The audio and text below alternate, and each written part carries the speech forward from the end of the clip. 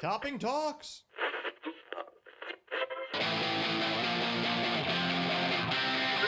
Let's see it. 105 hours a week, can't be beat.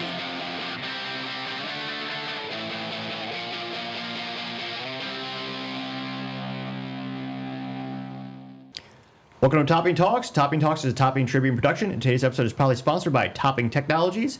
Topping Technologies is an IT value-added reseller and services company with a special proficiency in IT security. Heck, I see they found at least twice a day. Gotta say, he's quite handsome and brilliant. He's me, you see, that's a joke. If you're an IT leader or a business owner, you can reach out to the team at sales@toppingtechnologies.com. Also, still giving away a free Flamethrower with every IT purchase with a Picatinny rail adapter, so you can mount to any standard AR-15. Go to toppingtechnologies.com and click the Flamethrower button to learn more. Now, without further ado, today I'm proud to say we're interviewing Armie Shah, who's a seasoned IT professional and current incident response manager at CVS Health. Thanks so much for coming on the show, Armie. I'm doing well, thank you. Nick, how are you? Pretty good. So winding back the clock a couple of years, how did you first get into IT? Oh, it was basically my mother inspired me. She bought my first Commodore and also my first PC. I started way back in '85, and that was the inspiration which I got from her. And she directed me to technology. Said this is the industry which is going to grow, and it did. So that's how it got started. Definitely the right call. Yeah. Do you remember your first computer, or what was it? It was an IBM XT. I started basically from Commodore 64. Then they came up with the Intel Pentium. Mm-hmm. Those were the later in the 90s, and I still have one of those. Oh, and really? then the one with the Pentium 5 chip going bad. And there was a whole joke and whole thing around that in the 90s. When there was like a little error in the calculations, but I still have it, like the big desktop. I still keep it. So and obviously the 5 1/4-inch floppies and the 3.5. Yeah. So I still have the original Windows 1, 3.1, all those Linux, DOS. How many floppy disks was that? 8. Oh my gosh. 8 floppy disks for like OS? floppy disk, yeah. Oh, jeez. Yeah. These are smaller 3 1/4-inch disk, and then I also have my first program was on a 5 1/4-inch floppy. So Do you remember what it was? it was actually just a Hello World kind of program where I actually displayed my name, and my very first program was that, and it really thrilled me. And then I wrote something to kind of output my information. It was basically in and out kind of program, and then it kind of graduated into a database, DBase 3 data store, and that's how I got into Informix. And then job opened up at Microsoft for SQL Server, and then that's where I ended up when Microsoft bought Informix, and I ended up with Microsoft starting in early days of my career. What was that like? That was fascinating because the first interview I had, the gentleman, he asked me to write code on the board. It's like SQL code. Really? Yeah. With like a whiteboard? A whiteboard. So that was almost like a 3 to 4 hour interview. Oh my My gosh. first interview, and they asked me all kinds of technical questions and then personality questions, and then later on I was told that, I got hired. I thought I would never get hired because it was the toughest interviews I've had till date. Really? And they told me to check resilience because I was going to get on to support calls with customers, actual customers. So the level 1 support is where I actually started providing support. Those were the early Windows days. 95 NT had just come out. Banyan Wines. These were the network topologies were new. SQL Server was fairly new. So it's pretty exciting time supporting people, talking to people all over the country, trying to understand their accents, and they're trying to understand my accent. So, but that is my first experience, which taught me a lot about people, personalities, and how to work under duress, which actually, I think everything in life is an experience, which prepares you for the next step. So I think that was my initial ground, which prepared me for the challenges which I took on later on. In Media Room, in SQL Server backend, we developed the first IPTV as part of the team, we started this project here in Dallas. Oh, really? Yeah, and with 15 friendlies, we gave them free TV Yeah. in Dallas, and we said, okay, you'll get free TV, you'll have a Sunday football ticket, and you'll have TV for free. And this was back in AT&T days. We had a little shop set up, Alcatel-Lucent back in the day, 2003, 2004 timeframe. And when we went there, it was like, oh, no. Encoders would not work with hardware and software, and we had everything on a flash drive, and most people hadn't seen a flash drive, and they were like, oh, you can transfer data like that? I'm like, yeah. So, interesting times. And then that product, AT&T, grew to about 4.5 million customers by 2015. So wow. Then they decided to change course and go to Dish Network. And Really? What do you do at Dish? The transitional phase, I actually transferred myself to the labs, and I didn't work much on that side of the technology. I was still supporting media room testing and everything, because they were moving into the cloud. Cloud was gaining ground. So I worked with the MediaKind, the company, to move that to the cloud. So for the remaining customers who wanted to be on media room in the cloud environment, we had to do the testing for them. And that was the cloud migration. I got into cloud. And what were those migrations like? I can't imagine. Those were intense because technology. So the thing, Nick, is that technology which drives, even today, the base technology is the same. It's data and applications which have to reside somewhere. True. Right.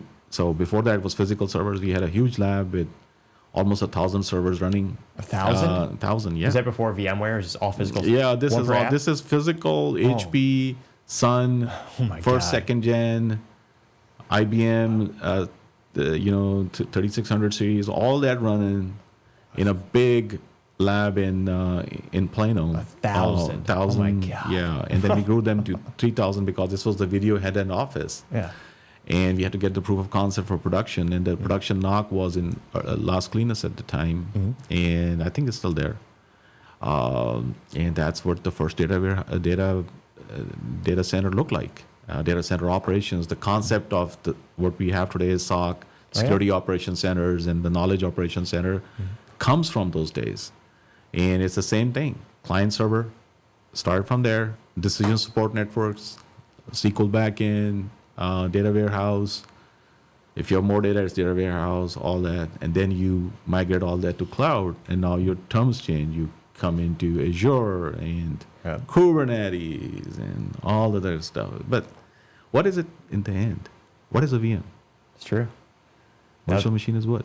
It's same hardware, hard drive, all that, right? Well, my favorite quote about the cloud is there's no such thing as the cloud. It's just someone else's computer. Yeah, exactly. It's not in your data center anymore. It's someone else's data center. It's like you're just renting a part of it. Yeah, and my biggest joke was, you're moving everything into the cloud. What happens when it rains? The cloud is going to get filled, right? So what happens when it rains? Microsoft 363 is great. Yeah. So the joke was that the intention of the joke was that how are you protecting your data? Because when you have an outflow, how are you protecting your CI/CD pipelines, all that fancy terms now that you come up with to sell? How do you protect those, right? So that is still with the hypervisor, the security model around that. How do you protect? So this is when cybersecurity was born, and NIST was born, and cybersecurity frameworks were born to protect that. And I'm glad that because we had standards which governed that, and then there was, and it's not very old. This all started in 2017-18 time frame when all these standards were born. Countries agreed. GDPR came into existence. All the compliances, all the boxes to check. Exactly. ISO 27 something. NIST and all, high trust laws for healthcare. Oh yeah. HIPAA laws extended. So that's all to protect the customer information. PII personal information came into being. Oh yeah. So all these terms, basically, not that the data wasn't protected on the physical layer, it's still protected on cloud layer. But now your exposure is more because of now you have speedy internet. It's not dial internet. It's fiber. It's DSL plus plus. So, and now you live in a world which is, according to the estimate which I was reading today, $10.5 trillion is the estimated cybersecurity losses. And by 2019, it's going to grow to $16.5 trillion. That's insane. That blew my mind. Trillions. Trillion. More than with a T. More than the GDP of most countries. Yes. Jesus. Yes. Yes. That's insane. It's even more than I think the gross national debt of US even. So that's saying something. That is saying something, isn't it? So that is worldwide, man. That's amazing, isn't it? Oh, that's where the biggest threat vector was. I mean, shoot, back in the day, I mean, the robberies were all face to face. Yeah. Westerns got the gunpoint. Yeah. That's where the money was. You would go to the banks. Now, shoot, you can do ransomware as a service. I mean, there's a whole economy over that, and they know most stuff nowadays is stolen digitally. But it's one of those things where the threats are still there. They just evolved, and they just shifted the threat vector from mostly, it used to be mostly physical. Now it's nearly, in terms of GDP and the money, nearly all virtual nowadays. It's insanity. It is insanity. And so now what do we do to protect that, protect our economy, our critical infrastructure is based on this digital economy. We are a very digital-based economy. And I also got an interesting project last year when I was looking for work. I got laid off and didn't have any projects, and I went and worked for a nuclear power plant for 2 months. And Really? in Monroe, Michigan, by Lake Erie, in the cold, and being from Texas, going in Michigan. Oh, yeah. And in the worst time of the year, that is first culture shock. Oh, yeah. And then working in a nuclear power plant, where you have it's a totally, because it's not connected, because obviously it's a nuclear power plant, right? So there's different security model. You have to air gap systems. Oh yeah, definitely. And then you realize, this is your critical infrastructure because it's powering so many million homes. Oh. And then you realize how critical this is and how malicious agents or players or whatever you want to call them, hackers, spammers, malware, how do you protect it? So take this one level up to our other economy, like our healthcare delivery systems, our other things. And we have so many use cases we can talk about, like this thing which happened in California, the recent Las Vegas. I was going to say, the nuclear thing is, the good rule of thumb is don't allow USB drives into the facility. No, no, you can't do that. They would not allow you. I had to pass through three different checkpoints with armed guards with M16s. Oh, I'm sure.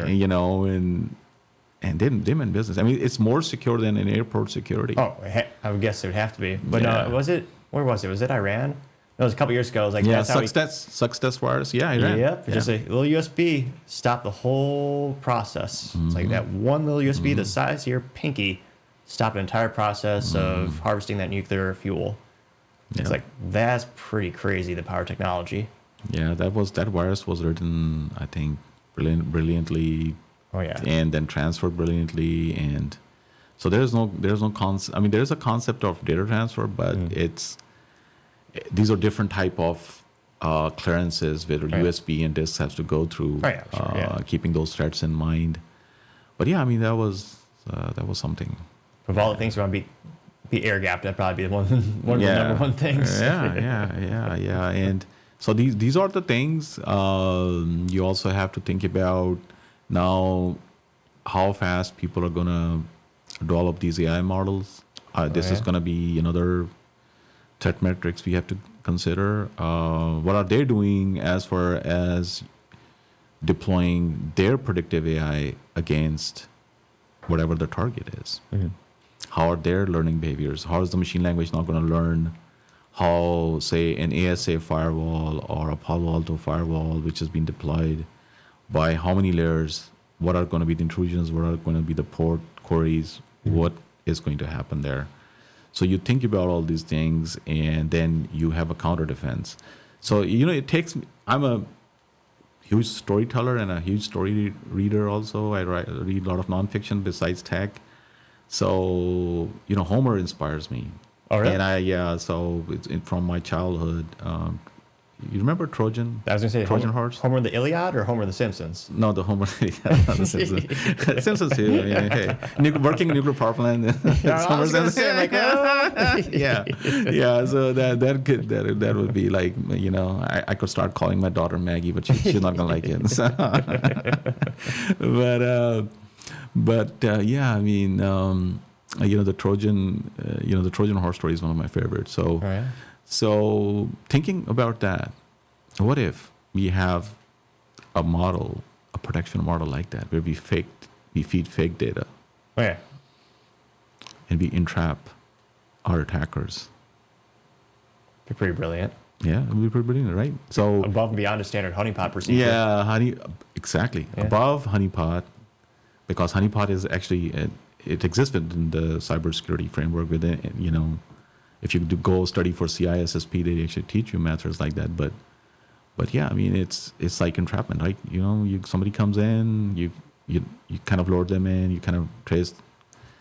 But the only thing is, you cannot launch a counter attack. Like the pattern, because then you are violating laws of other countries, so that's not allowed. But you could actually do entrapment, feed them wrong information, protect your environment. Oh, yeah. And you can train your AI model, your descriptive AI, your maybe something like IDS or IPS, which you have.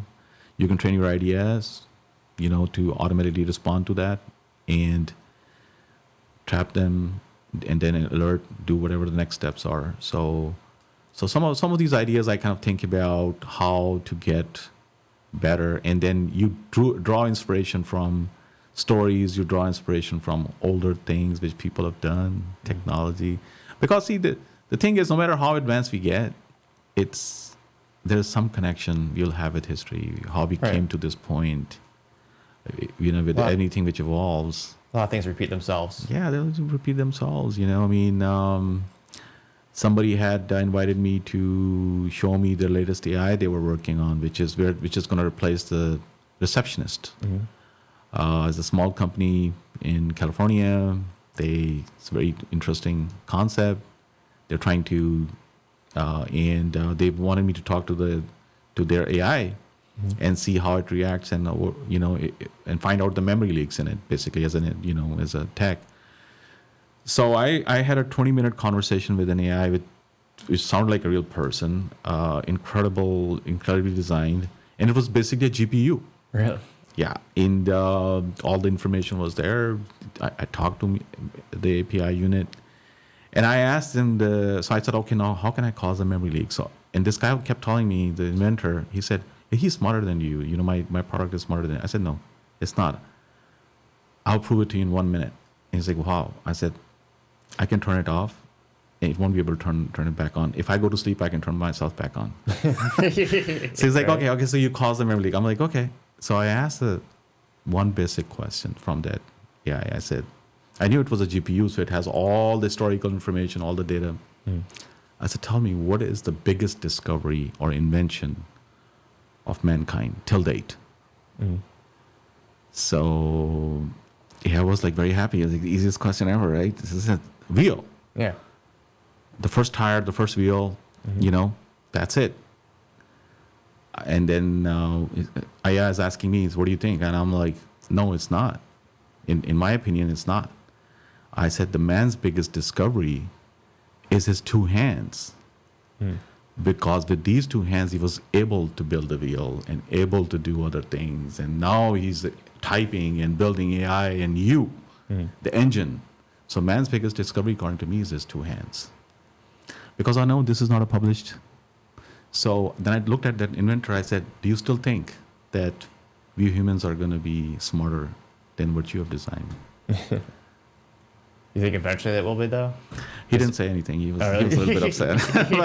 But okay, he's a good guy. We became friends. But the point I'm trying to make is that people talk about AI, ML, technologies. People were excited about cloud. People get excited. Companies get excited. Money gets pumped in. Oh yeah.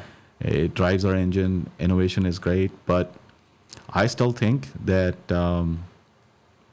we will always be in the forefront because human mind is, we have discovered, like Einstein, somebody studied Einstein's brain, right? Mm-hmm. And they said that Einstein was using more of his brain than average person does. Mm-hmm. There were some layers I forget, but in human mind, we still haven't discovered the top layers yet. So I wonder what's going to be next after AI. Neuralink. Kidding. Will you get the chip? What are your thoughts on the chip with the Neuralink? Yeah, I think with quantum computing, maybe that's something new. I think the next would be that Neuralink chip, something with quantum computing, and we will have a new name for it. Okay. Maybe in just in 5 years. I would say that. Yeah. The cost for compute is going to keep. Well, obviously, Moore's law every year gets cheaper and cheaper. Cost of compute. Yeah, quantum computing. What used to be the secure firewalls will just break through like that. Mm-hmm. And all of a sudden, because again, the threat vector is always changing. It used to be you go after firewalls because there's weak, so they break right through it. We made them pretty robust, so that on average, that's usually not where they go after the brute force. But shoot, if you got quantum computing on your side, you just punch right through those things.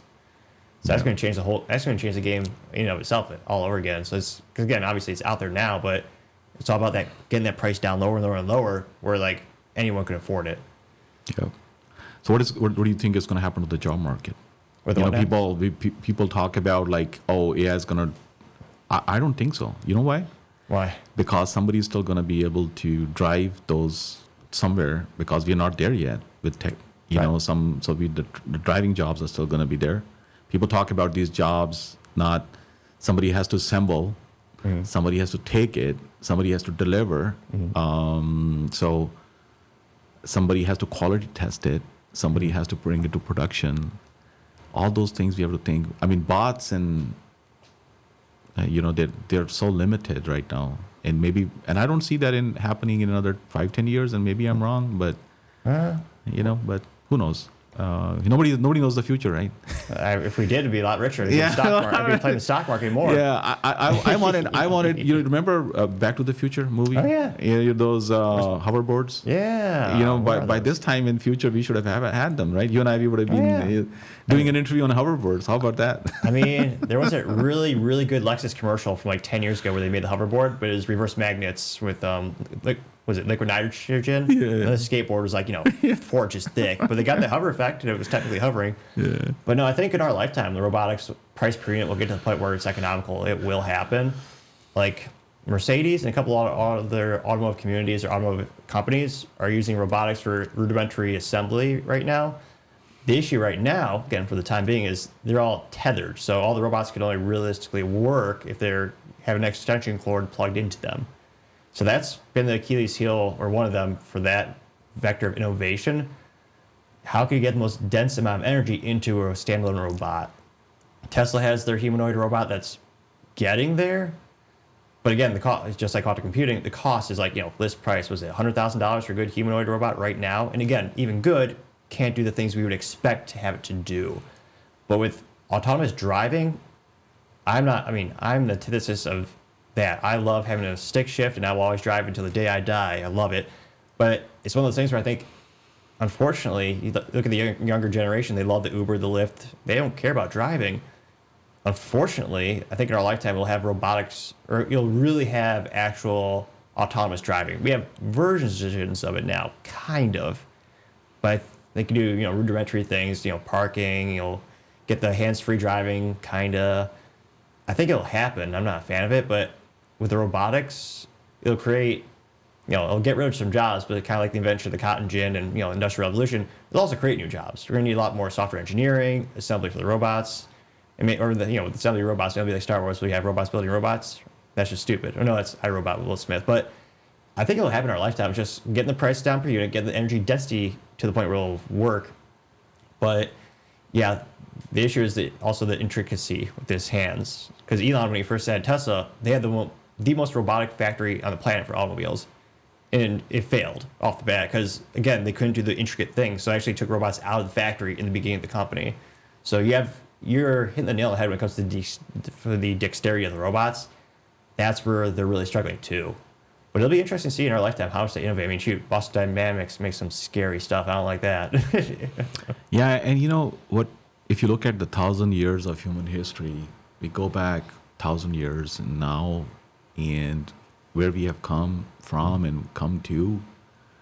You know, every few hundred years we have some marvel, some engineering, something, and our lifetimes are great. I think because we have seen so much of, and this thing really blew my mind because being a mechanical engineering background, I still read popular mechanics. Oh yeah. And till this day, Time magazine still, but that's a different story. I'll get into that later. But I was looking at some from my father's cabinet. I was looking at a popular mechanics from, I believe it was from the 40s or 50s. I forget now. But there was a tag which kind of stuck as a kid. It stuck in my head that all the inventions which have to be made by human beings have been made. This was the tagline of the Really? popular mechanics. Yeah, I'll find it and I'll send it to you. I mean, this is something you could probably hang it in one of your walls here. They thought innovation was dead. They said innovation was dead. This is way back, 70 years ago, and they said it's dead. And look at the last, I'll say, last 30 years of your life. Oh yeah. The time which you grew up in. Oh yeah. I mean, obviously, I'm 20 years older than you, maybe more, but. I don't know about that. I got more gray hair than you. I don't know about that. Well, I'm balding. Oh. So on the upside. So if you look at that, look at the inventions we have had. Oh yeah. Phenomenal, isn't it? So this whole internet revolution, the technology after that, which was actually after internet, the ARPA project in the 60s, and then what we came up with now. What has that done to our economy, our industry? Oh, yeah. And I'm thinking about Alvin Toffler. I read him in the 90s, when he spoke about power shift. Even in the 90s, it was hard for me to imagine that I will be carrying, a digital wallet or, because cell phones were not, iPhone did not roll into action in 2007. And I was there for the launch when it happened at AT&T. So that really blew my mind, and then all the pics and all that. But even in the 90s, late 90s, you could not think that there would be a digital wallet. Right. Alvin Toffler talked about it, and now where we are. Well, yes, my favorite quote is like yesterday's sci-fi is today's reality. Today's reality, right? Like one of the biggest parallels is like the Star Trek, the communicator on the show. It's like now we all have a cell phone. It is crazy to see so much innovation in terms of industry. I think technology's had the biggest innovation, in pretty much bar none. But it's crazy to see how much stuff changes throughout lifetime and how quickly it changes. And the only concern some people have is, what about humanity's capability to adapt? So a lot of people are wondering, well, the tech keeps going faster and faster. Can we keep up? And that's where you have Elon wondering, like, hey, let's get this let's get the Neuralink chip put into your brain so you can plug right into your phone. So, because right now the biggest limitation for human to computer communication is our digits, our fingers, or your voice if you try to voice to text, which never seems to work no matter what program we use. Or maybe it's just me. But it'll be interesting to see what's the adoption rate. Do people want that type of connectivity? That's a issue in and of itself, or that's a question in and of itself. Yeah, and then I met William Shatner in one of the Comic Cons here in Dallas, and I told him, "Yeah, I'm serious. I'll show you his autograph, poster also." And I told him, I said, "Sir, you are one of the biggest inspirations. You are the reason I got into one of the reasons I got into it because I loved your show so much." Hell yeah! And now the beeping is like we have those devices, and who was that guy who came up with the submarine idea? In the 19th century, he talked about boats. They had that in the American Civil War. It was so long ago. It was obviously very simple, but like the idea is way back. I know Leonardo da Vinci had ideas for airplanes. Yes, helicopter, octocopter. Leonardo da Vinci. And then after that, there was a guy, he wrote all these fiction stories. I can't. Why can I think? He's also one of my favorite authors. But in the late 19th century, he was writing about underwater battleships. Oh yeah. Yeah, submarines. And then they, like you're saying, reality. what Star Trek was doing in reality now, cell phones, and now the only thing we have to do is the beaming, taking our energy. We'll get there eventually, hopefully. You will be beaming yourself from here to New York or somewhere, Right. in minutes, and not using airplane. I don't know what that will do to the airplane industry. We'll Or see. maybe Delta comes up with something, No. But yeah, it's fascinating the world we live in. But yeah, it's also a good and bad thing. It's like there's so much innovation. Yeah. Then the frugal guy in me is like, do I get a new phone when it'll be obsolete in 5 to 6 months? Yeah. I mean, my whole thing is that I will get my family new phones, but I'll keep my older one till its battery is, because I mean I really don't see a need unless to upgrade my phone every year. Yeah. I'll do it. Like mine is like 12, I think. Yes, 12 Pro. Apple, and I think now we are on 15 or 16. So 25 out. They keep pumping them out. I don't know which one. I'm not sure which one it is. But the thing is that I'll get it from my family. I'll get it from my wife, my daughters, or something, and then I'll be the. Now this is my strategy. So the thing about technology is they want every company has to make money. They have to stay in business. They have to come up with new product. But unless you have something like which is really going to make a difference for what you do, I would suggest to your audience and everybody, don't just buy it because it's a cool gadget or it's a new gadget. Invest in the gadget which you have and maybe make it better. More people need to hear that because we're over $1 trillion credit card debt in the United States. Exactly. Yeah. So that's where I was going with that, because I was going to give a use case for that, and that is that, like, I like to work out, like try to keep fit. And one thing I found in the past few years is HIIT workouts. And if you go to Orange Theory or like in Frisco here in Little Elm, or go to BFT Body Fit Training here in West Frisco, where I now go. They all have apps, right? And then they want to charge you money. Now it works with certain version of Apple or Google phone you have. So I was like, okay, so what are we doing here? Like you give me a band which costs $100. Okay, what is that band going to do? It's going to take my heart rate and I said, well, I spend so much money on an app. I was about to say. Yeah. I spend so much money on an iWatch, and I have an Apple app which is free. Yeah. Why do I need your band? I'll just use this. I'll have all the metrics there, and that's it. And then I found a loophole in their app where you can connect Nice. Apple Health app, and all the data goes in there. There you so go. it was just 15 minutes of doing all that, setting it all up, and I didn't have to spend that money. Oh yeah. Because every app is going to then charge you $15-$20, and how much is $20 times 12? It adds up in the aggregate. Yeah. So you're paying. So that's how you get into subscription models, and you're making other companies rich, and that's why you get into $1 trillion debt and personal debt. Oh yeah. So you don't realize it's death by 1,000 razor cuts or 1,000 credit card charges. It adds up magnificently in the aggregate. Exactly. So it's like that's actually where we're seeing, in my opinion, we're seeing innovation decrease year over year for smartphones. There used to be some huge innovations. Now that we've got 4K displays on the phones, they can't sell that anymore. Same with TVs, because the human eye can't see beyond that until we start augmenting our bodies and become RoboCop, or Terminator. But it's like, why do you need a new TV or a new phone anymore? They look about the same. The cameras are slightly better. Great. But unless you're a video producer or you're zooming in for video editing, do you really need that newer phone because it's got a newer camera? I mean, that used to be a huge selling point. The flip phone, you look like you're underwater. You couldn't make it out.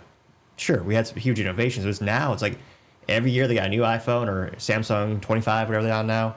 It's like, it's a little bit better. But is it worth $900, $1,500, $2,000 plus? So it's interesting to see we have all this innovation. It seems to have not a pause, but the innovation rate, I think, has dramatically decreased with smartphones. They're claiming they have AI and new magical technology.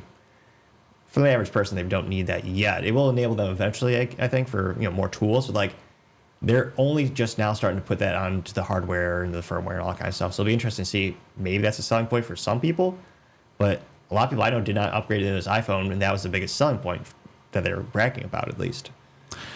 You know what's the biggest thing which still wakes me up every morning? What? The thing which excites me, and I'm excited to wake up every morning, and the first thing I'm looking at is the tech news, what new development is coming. Really? Like my news feed, I have all the tech news. Oh, yeah. And what gets me excited is all these new products and gadgets. And there's nobody still who would not line up in front of a store or somewhere where a new gadget has come out. I will just go there out of excitement to see how it works, like the new Apple Watch is coming or something new is coming or these 3D glasses are coming. So I'll be there. Yeah. I will be there. I'll be looking at them. I'll be testing them and everything. And even though if I'm able to afford it, Yeah. I will still not buy it. I was like, oh yeah, remember Because that? I don't have a need for it. Yeah. Well, the Apple Vision Pro. Yeah. Or yeah. most people just call them nerd yeah, goggles. or the Facebook goggles, or the something came up and 3D, and where am I going to use it? No, they try to So- push that hard. There's also $4,000 for that stuff. That didn't help either. But it's like, unless you're in industrial design, you're laying out like a factory Yeah. or some very specific use cases where a business could afford it. That makes sense. Those heavy machineries in a factory, to move them, that's a pretty penny. It might help you to visualize it. I can see that, but like the average person I don't know anyone that foolish enough in my lifetime who is spending $4,000 on Apple nerd goggles. Yeah. And how is that increasing productivity? For now, it's mostly just a fancy gadget. It's a toy. Exactly. There could be use cases eventually, but again, right now, a laptop and a couple monitors for an average employee, that's going to be a pretty darn good ROI and a lot less than $4,000. Again, I think that price point is what ultimately killed it. It's like a certain, an age-old debate is some people say at a certain price point anything will sell. And I think to a certain extent that's true because you always sell for scrap metal or scrap pieces, but like $4,000 for that. When again, what's the Oculus? A couple hundred? I think it's 500. Yeah, prices come down. It used to be 800. I think it's come down to about 5. So But again, Oculus is, that's a lot of money, but compared to Yeah. $4,000, it's a lot more appetite. It's more there. So yeah, I don't. And Apple they make so much profit. They don't have much. There's really not much of a need for them to cater for a lower price point. But yeah, like that technology came out, there's a lot of hype, and then it's like, the adoption rate is abysmal to say the least. It's it turned out to be, I think, a business flop. I think they lost money on that in terms of all the research, development, manufacturing, and lack of sales. It's like, yeah, cool new gadget, but is it helping people make more money or decrease stress or improve their life? It's like, no, not really.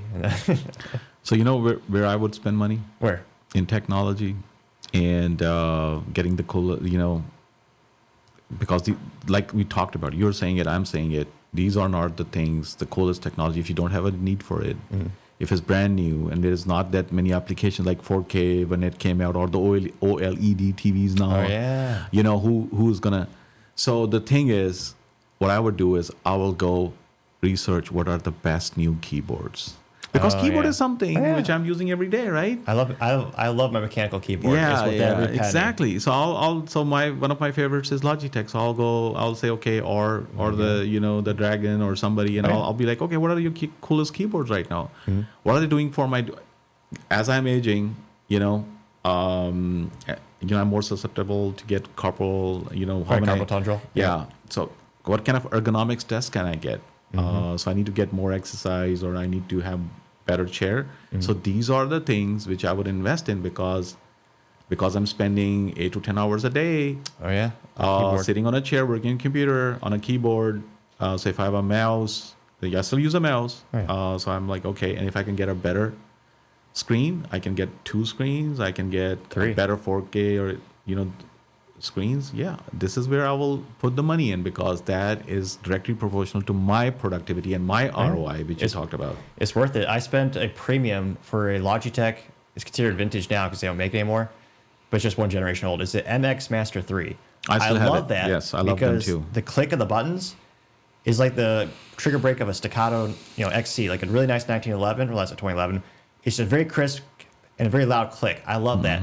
The new one is like pushing into potatoes, mashed potato feeling, and you don't hear the click, and I hate that. So like, I went on all the forums and found a couple that were new in box, but yeah, the MX Master 3 is awesome. The 3S, the S stands for sucks. Kidding, but like I got the product, I hated it, but the old one and again you can make it work, but like I was just more productive with the old one. I love the click, and it wasn't too expensive, so I bought a couple, so I'm set for a while.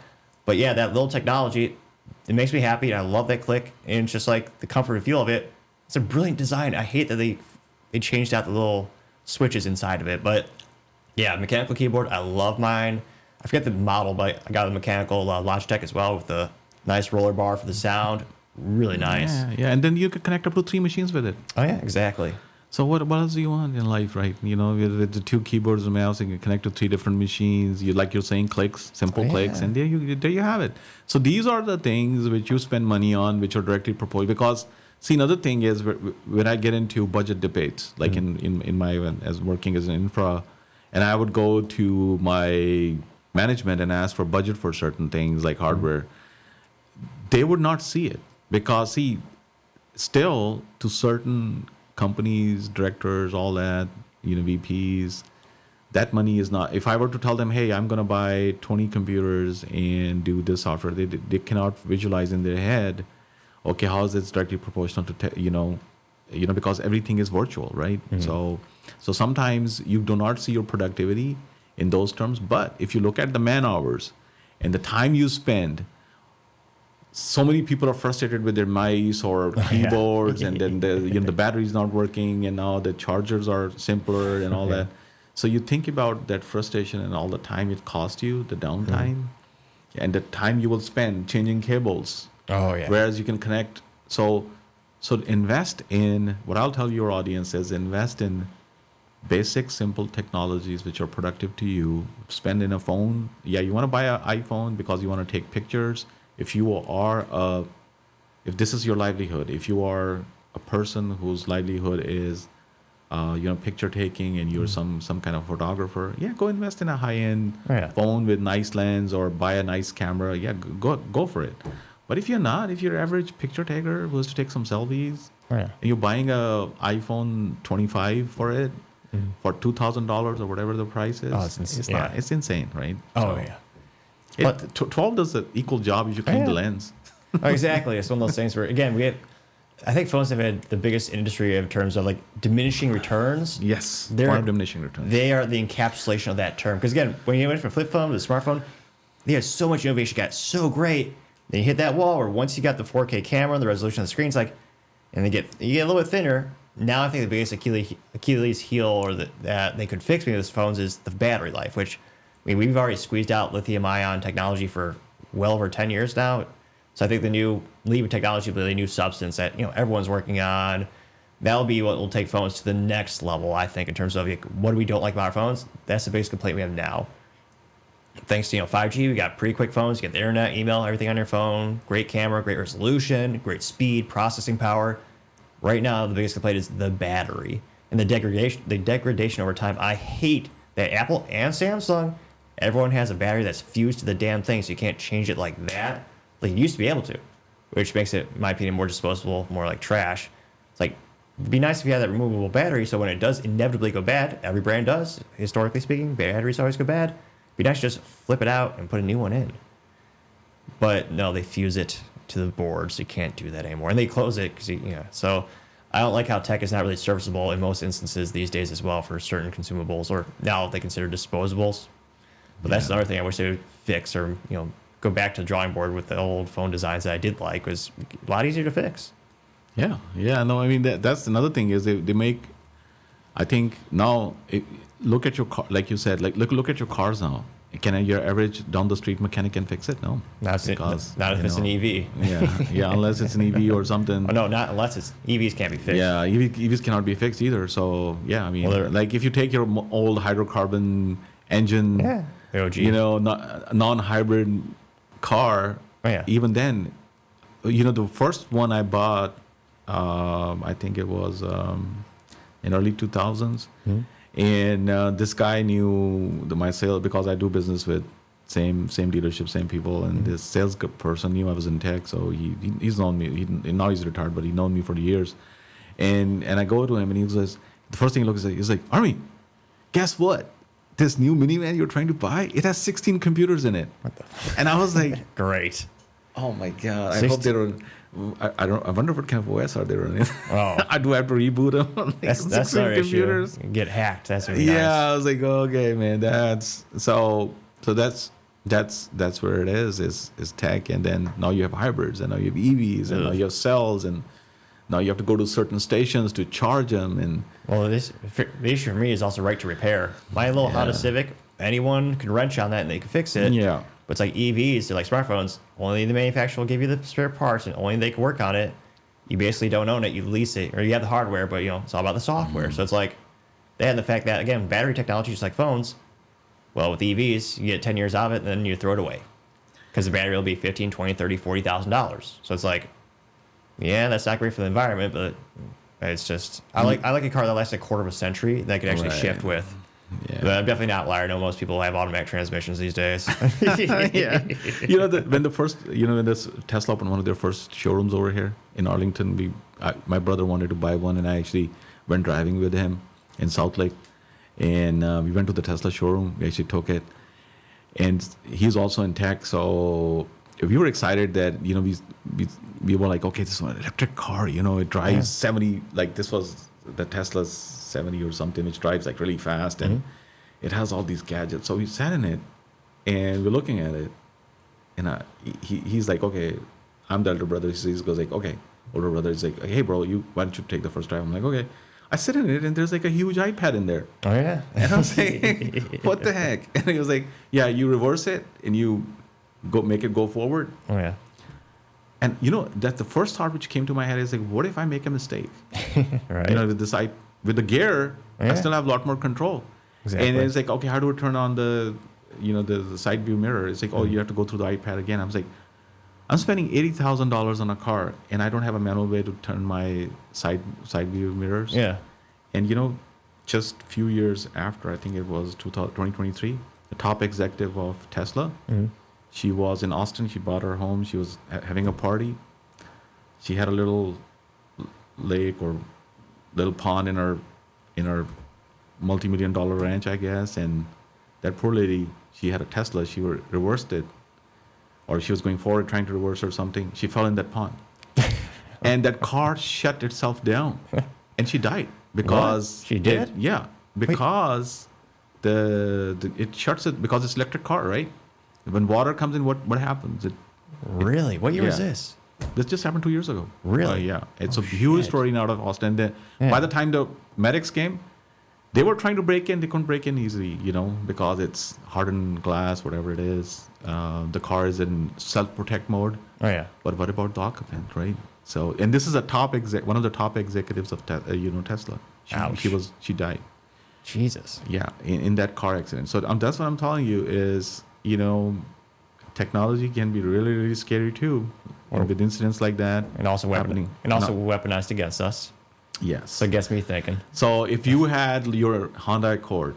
Civic, please. Civic, and God forbid something like that happened, you would escape out of it very easily. You just have to punch it or kick it, and the glass would break, and you will be out of it, right? Oh, yeah. So in the water, and first of all, this would not happen. Unless this is scary. I got stick shifts. Yeah, exactly. So the chances of you making that kind of mistake is very low, less than 1%. So, and then you have recovery. Oh, that's true. So that's why I am driving my hydrocarbon engine, my Audi, till the day the government will let me. I'm not going to hybrid or electric. I'll drive it. I'll drive mine beyond when the government will let me. This is Texas. I'm probably the only one with the hydrocarbon engine driving it. I'm not letting go of it because it's the same way. You're seeing a comeback with it too, because again, a lot of the people. The fastest grow. Again, not a fan of it because I like long-term reliability. But it's one of those things where the fastest growing consumer segment for sales in the U.S. or adoption rate is hybrids right now. Where yet again, Toyota read the room right. Every company was going all in on EVs. Toyota said we're going to put $7 billion into hybrids. Should have bought their stock years ago. Hindsight's 2020, of course. Not financial advice. But yeah, it's one of the things. A lot of people are like the hybrids lately. But the EVs, again, to me, comes to 1, no one could work on it. 2, cybersecurity issues. 3, I like to drive. I don't like to feel dead inside. So I'm only partially kidding with the last one, but to me, you can't beat that feeling of downshifting into a corner on a track. Yeah. And just driving, every shift makes me smile. And again, I know most people have automatic transmissions. They don't care. It's a dying breed, so to say. But again, if you could fix that battery issue, that would get a lot more people on the boat, so to say, or on the idea of having an EV. Because again, 10 years, the average American keeps their car for 13 right now, about. A lot of folks I know want to have a car that lasts, quarter of a century or longer. So it's like, and again, tech changes so quickly. We might have that battery tech by the time this video is published. Who knows? That's the great thing about tech. But also, is how do you really take care of that car long term if it's an EV? Who's going to give you that replacement battery? It astonishes me that people are buying hypercars that are hybrids. I laugh when I hear about that, like the McLaren. The battery is $250,000, something like that. Will they support that in 10 years, 20 years? Well, more accurately, will the subcontractor who made that be around that? Like, yeah, there's just the long-term reliability is just so bad. Mm-hmm. But again, to kind of like how we're trillions in debt as a country and individual on average, a lot of people aren't thinking long-term. They might just want to, they'll keep the car for 3 years, they'll sell it. So it'll be interesting to see there's rumors of the tax subsidies going away for EVs as well. What's the actual adoption rate when you don't have government intervention? There's always been that's another, not to get into politics, but that's another variable with the auto community. It's the most regulated industry, I believe, that we have in the United States. It's so restrictive, like just to make a car and all of the hoops got to jump through, all the things got to make it to, all the requirements, and also, all the subsidies, which gas has subsidies throughout lifetime as well to get cheap fuel. That can't be ignored. But I wonder if we take those away, will the average American buy an electric car if they don't have a $7,500 tax break? That's a lot of money. So I wonder if that's going to further erode the adoption rate of EVs in the United States. I think it will, but that's why I don't like automotive stocks. They're too volatile. There's too many variables. It scares me too much. It's like, who knows what will happen tomorrow? Yeah, I think one of the driving factors would be like if they were to come with longer lasting EV batteries, like you're saying, like if I can take my car from here till Norman, Oklahoma, without even thinking about recharging or go beyond, maybe go to Tulsa, from Dallas in one charge. Yeah, that probably significant. That's like maybe 2 tanks of gas, depending on the price. Yeah, maybe. Then the long term is like you're saying 3 years. Maybe that might be a deciding factor. But for average person, I think if the gas stays around $4, might be. Yeah. And the engines are improving. EV technology does not improve. Yeah, the incentives go away. I agree with you. It might happen. People might make a U-turn. There's a lot of companies making pivots. GM committed $948 million into the next V8 platform for research development. You have Hyundai just announcement going to put new money into the gas engine. So a lot of these companies are pivoting, I think, for geopolitical reasons as well, because they were being forced to make EVs. In every instance, basically. But yeah, without that finger on the scale, so to say, these companies are pivoting back. Also, they're not making money. Say what you want about Elon. He did the impossible. He made a profit on an EV. That's insanely impressive. Most every other company, Rivian lost, was it $38,000 per EV? Lucid's more like $48.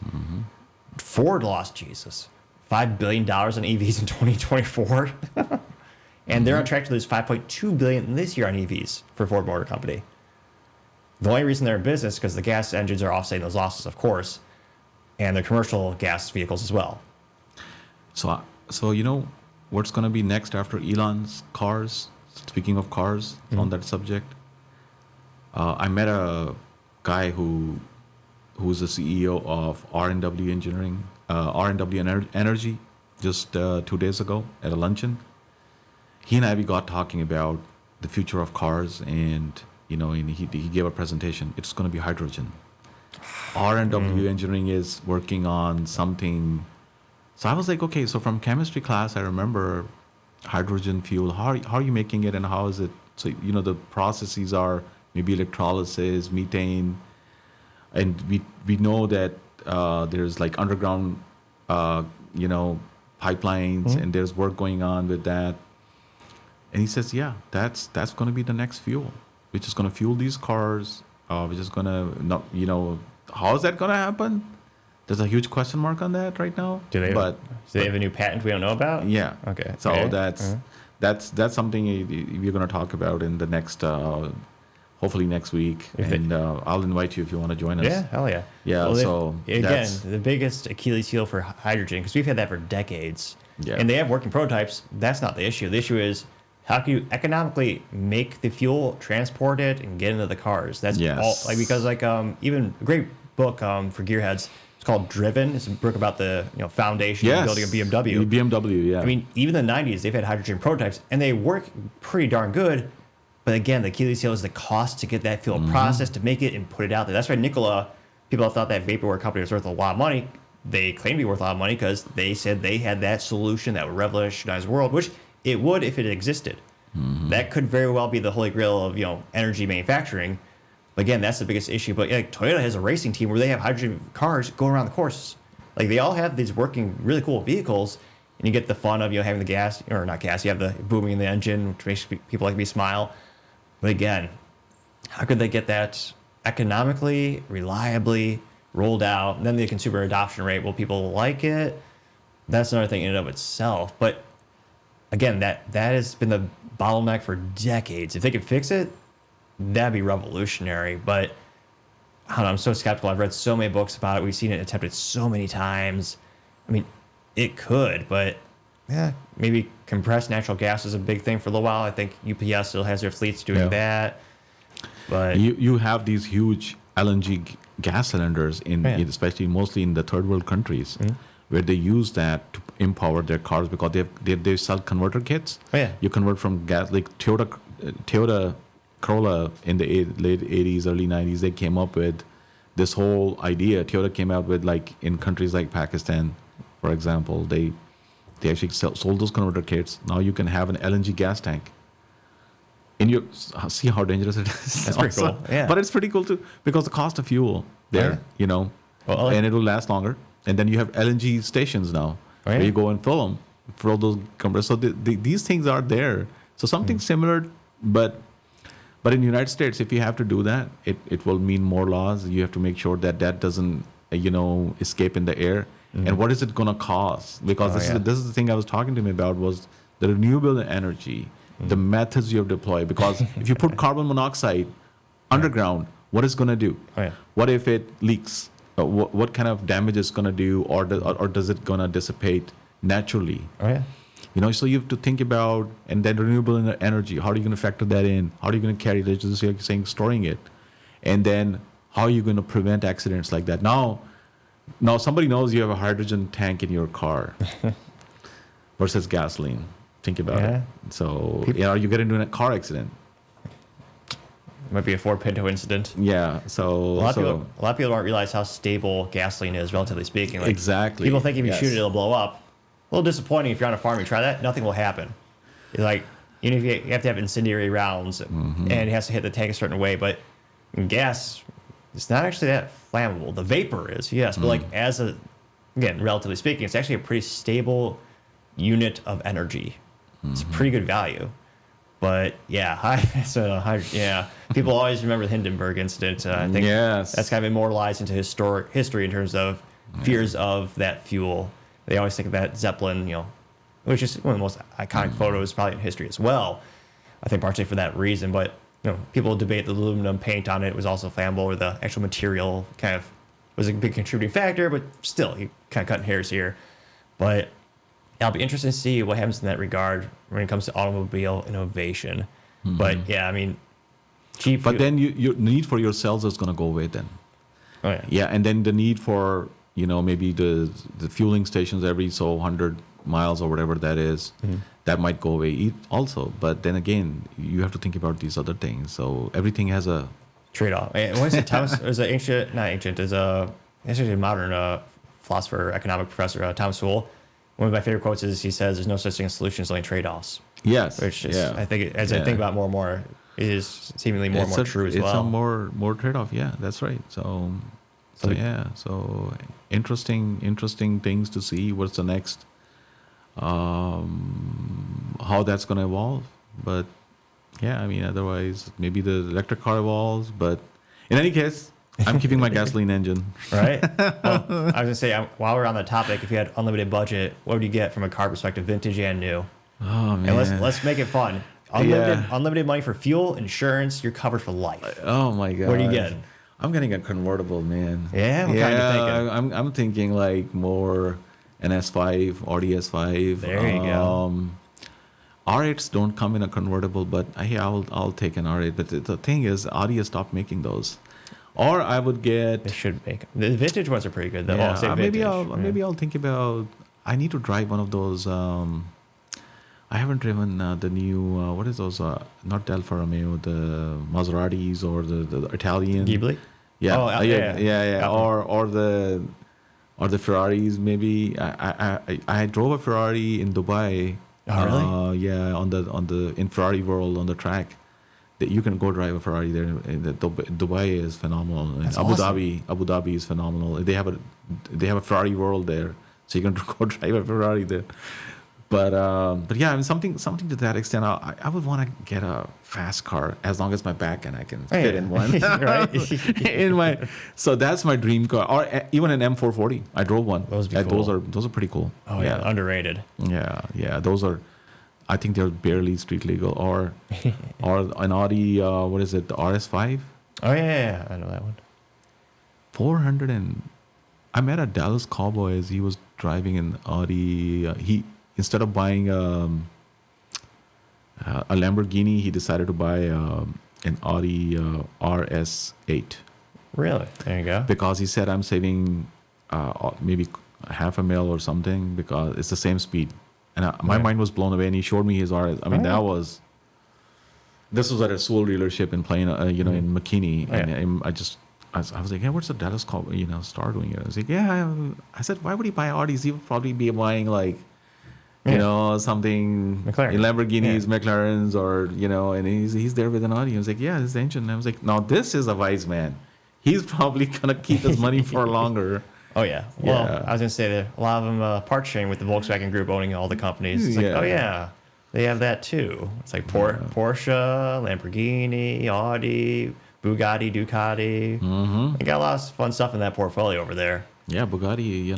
That's my bucket list. You were talking with your friend over here about bucket list. My bucket list is to drive a Bugatti.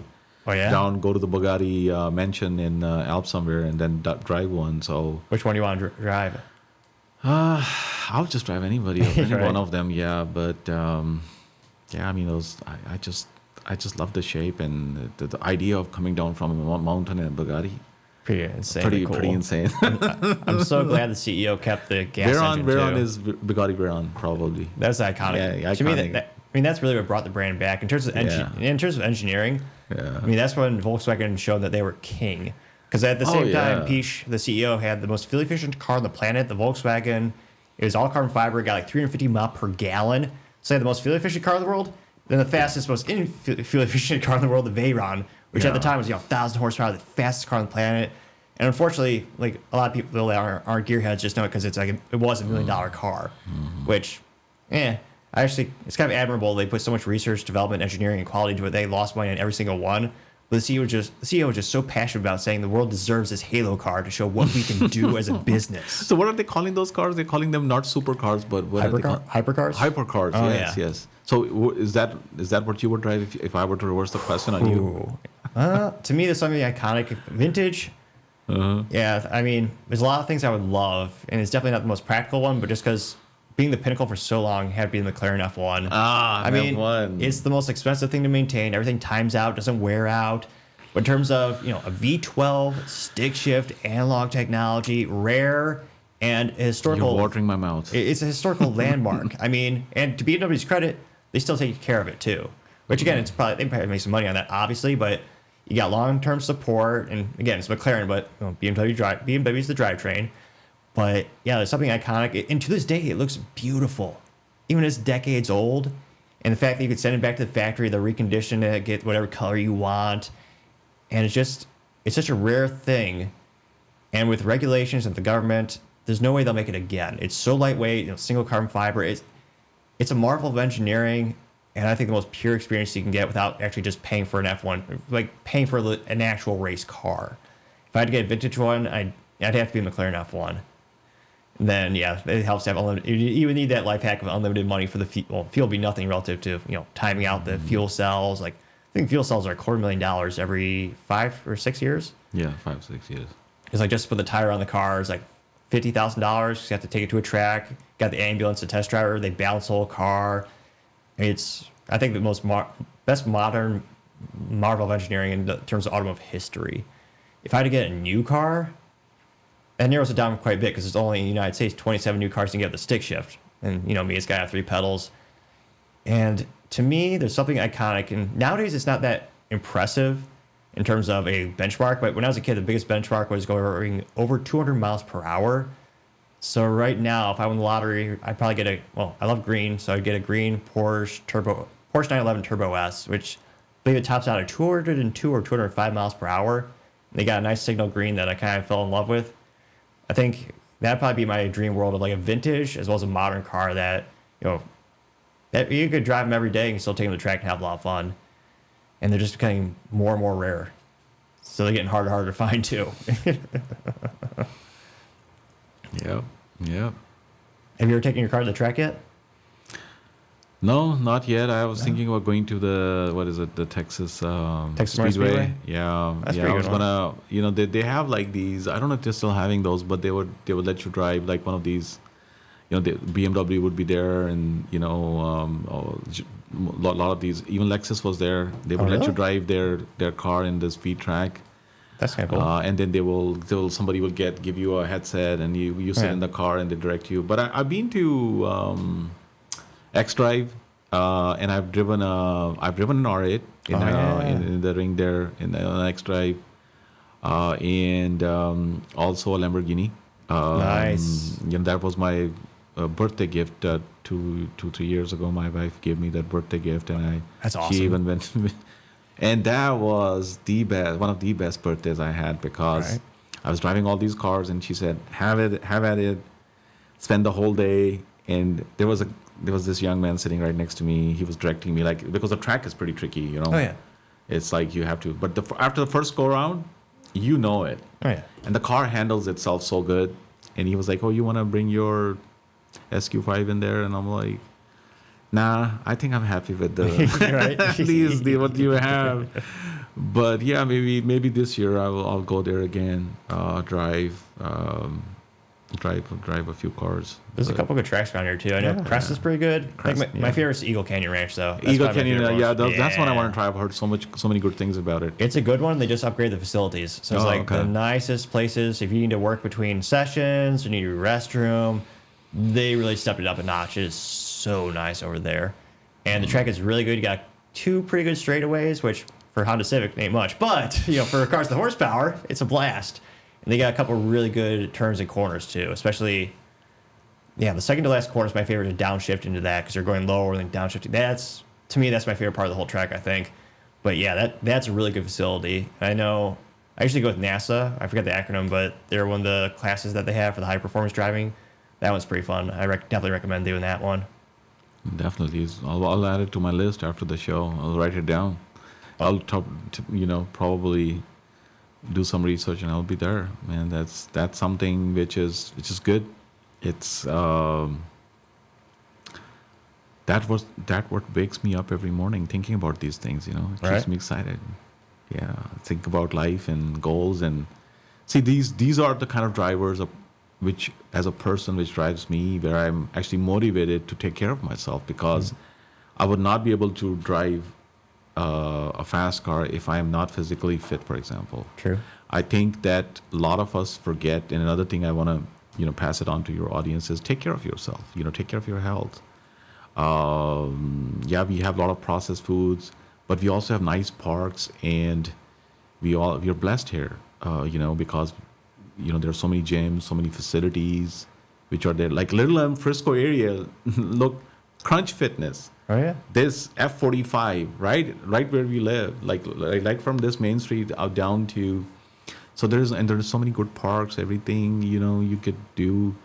So take care of yourself, stay away from medication, get into healthy habits, and if you're in good health, then you can enjoy life. I mean, there's no point in having endless money if you can't enjoy it.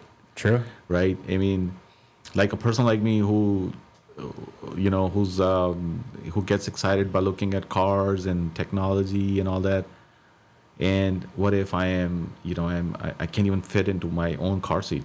And I was there 3 years ago. I was there. I was really? actually, I I had crossed 250 pounds. Oh, wow. And I was almost diabetic, pre-diabetic range. So I went to some, and my doctor told me, he said, now it's the medicine or you change your lifestyle. I was doing Starbucks, you name Oh, it, yeah. all the bad. I stopped exercising, just working 8 to 10 hours a day, even 12 hours a day in front of the computer, trying to think of new ideas, new things, doing whatever needed to be done, making money. But then, what caused it? What did it cause? My health, and I wasn't enjoying anything. All the things I could buy, nice cars, I couldn't even fit in my own seat. That day I realized I need to make a change, and then the best things I liked in my life, the best foods, I just went cold turkey. I said, I'm not gonna go to Starbucks anymore. I'm not gonna go to certain restaurants. I'm gonna stop eating EG steak every week or something. So I gave up. I just went green, and I just started exercising a lot. I've cut down my hours, and I was able to lose 35 pounds. That's awesome. In 2 years. I've totally changed myself, and now I'm able to do things. I go running. I do everything. I'm working out with people half my age. Go running with my 26-year-old daughter, 23-year-old daughter. So this is what, and that inspires your kids also. Like, okay, your dad is like in his late, mid 50s. He's still able to run with us. Hell yeah. So that's one thing I want to pass to your audience is that no matter what work field you are in, take care of your health, stay away from medication, all that. And then in your later years, you'll be able to enjoy your retirement, all that, because I have seen that struggle. My parents were blessed, but they didn't have that many ailments. But other people I see, their age group, they have all the money. They want to go places, but they can't because health conditions, other things. So if you are in your 30s, 40s, make intelligent choices, and life choices. That's going to reflect on your work. Spread the cheer. Try to be happy. Problems happen. It happens in everybody's life. Nobody gets a perfect life, but yeah, look after your neighbors. Smile at everybody, no matter what kind of day. Don't get frustrated sitting in Dallas traffic. You're right. Don't be sending nasty. Just smile. If somebody is being angry at you, road rage happening, just smile at them. Just like, okay, it's good. Might make their day turn around. Yeah, bless you. And you're honking at me. I'm sorry.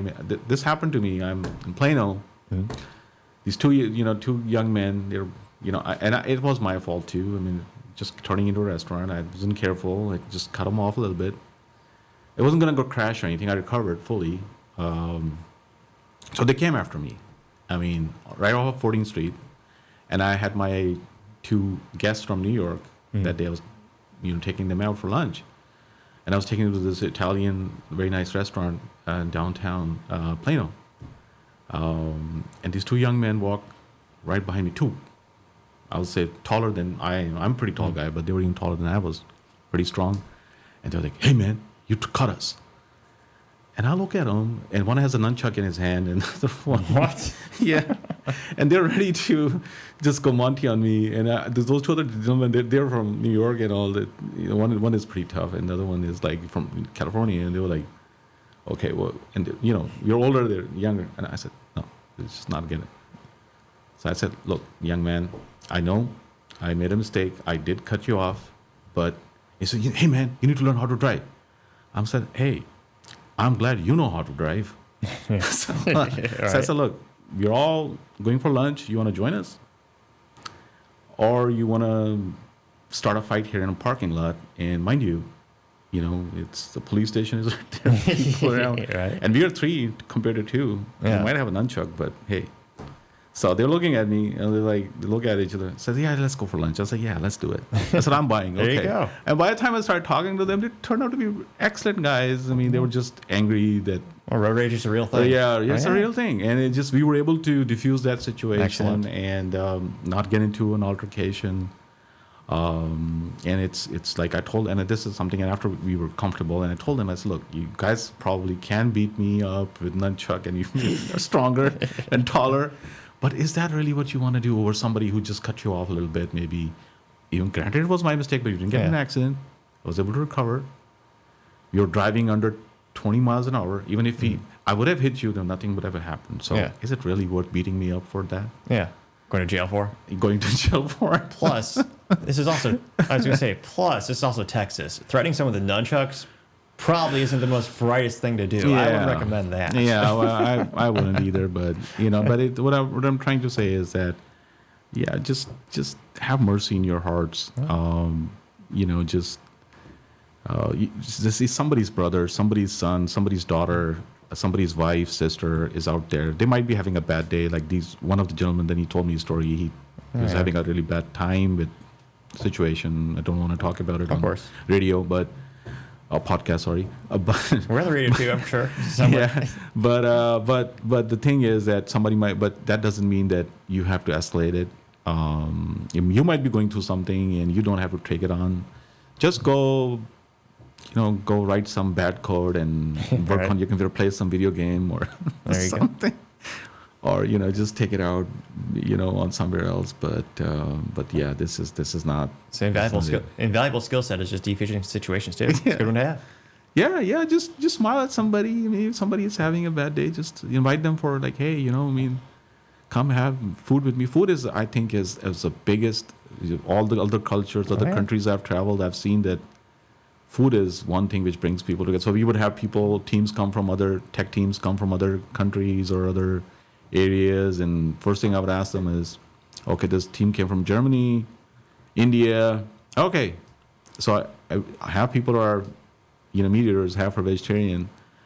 All right, we're blessed. We live in Dallas, Texas, the food capital of the world. Right? You got everything here. Everything. After New York, I think we have most per capita restaurants in Dallas. This D magazine a few years ago said, okay, we have a perfect restaurant we can go to where and we can talk tech and AI and all that, and you can tell us what's going on in Germany. You can tell us what is going on in India and what you're bringing in, and we can and food is a great unifier. That's what Thanksgiving story we have, right? Absolutely. Pilgrims and Indians, it's like same thing, so. Absolutely. Yeah. Well, Armie, thank you so much for coming on the show, man. You're welcome, man. Anytime. It was a pleasure. Absolutely. And thank you for inviting me. It's a privilege. Thank you, everyone, for taking the time to tune in today. Don't forget to like, subscribe, and comment. Also, don't forget to take time to tell your family, tell your friends, tell your coworkers, heck, tell your enemies, tell anyone and everyone. Just stay safe. Y'all have a great day.